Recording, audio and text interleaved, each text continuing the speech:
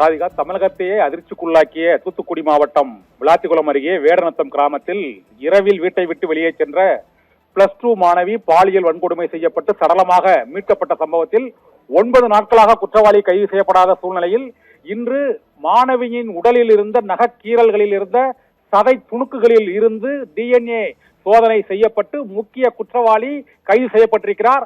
அவரிடம் முக்கிய வாக்குமூலங்கள், கொலை நிகழ்ந்தது எப்படி, எதற்காக கொலை செய்தார்கள், எதற்காக மாணவி வீட்டை விட்டு வெளியே வந்தார் என்பது உள்ளிட்ட ஆதாரங்கள் திரட்டப்பட்டு வருவதாக காவல்துறை வட்டாரங்கள் தகவல்கள் தெரிவிக்கின்றன.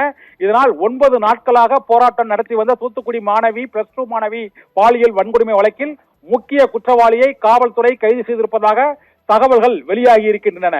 கைது செய்யப்பட்ட நபரை உறுதி செய்ததில் DNA சோதனை மிக முக்கிய பங்காற்றி இருக்கிறது என்றும் காவல்துறை உயர் அதிகாரிகள் தகவலாக தெரிவித்திருக்கிறார்கள்.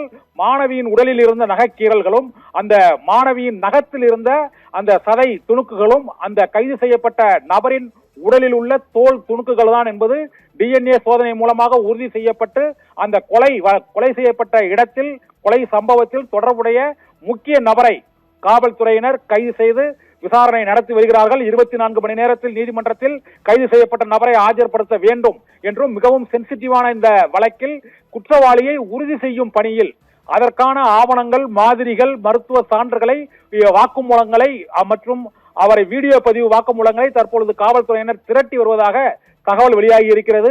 விரைவில் காவல்துறையினர் இன்று மாலைக்குள் அவரை நீதிமன்றத்தில் ஆஜர்படுத்தி வேடநத்தம் +2 மாணவி பாலியல் கொடுமை செய்யப்பட்ட நெஞ்சை உலுக்கும் சோக சம்பவத்தில் கைது செய்யப்பட்ட நபர் தொடர்பான விவரங்களை அதிகாரப்பூர்வமாக இன்று மாலையே காவல்துறை அதிகாரப்பூர்வமாக அறிவிக்கும் என எதிர்பார்க்கப்படுகிறது. கடந்த 9 நாட்களாக தூத்துக்குடி மாவட்டம் விளாத்திக்குளம் அருகே வேடநத்தம் கிராமத்தில் வீட்டை விட்டு வெளியே சென்ற பெண் பாலியல் வன்கொடுமை செய்யப்பட்ட வழக்கில் குற்றவாளி யார் என்பது குறித்து கண்டறிய முடியாமல் காவல்துறை திணறுவதாக அவரது உறவினர்கள், அரசியல் கட்சியினர் கடந்த 10 நாட்களாக போராட்டங்களை நடத்தி வந்த சூழ்நிலையில் குற்றவாளி கைது செய்யப்பட்டிருக்கிறார் என்ற தகவல் இப்போது வெளியாகி இருக்கிறது. காவல்துறை விரைவில் இதை அதிகாரப்பூர்வமாக சான்றுகளோடு குற்றவாளியின் விவரத்தை அறிவிக்கும் என எதிர்பார்க்கப்படுகிறது.